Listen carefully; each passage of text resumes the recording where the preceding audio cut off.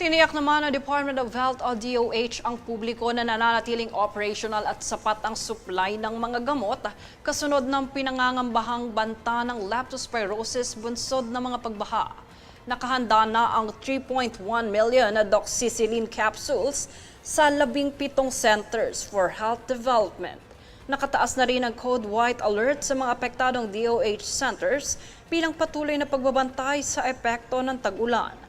Sa huling ulat ng DOH nitong August 8, naiulat ang higit 3,400 kaso ng leptospirosis sa buong bansa, na mas mababa ng 35% kumpara sa naitalang kaso noong parehong panahon noong nakaraang taon. Sa kabila ng kabuuang pagbaba ng kaso, naiulat din ang kamakailang pagtaas nito kaya't hinihikayat ng DOH na umiwas sa baha hanggat maaari lalo na kung may hiwa o sugat sa balat.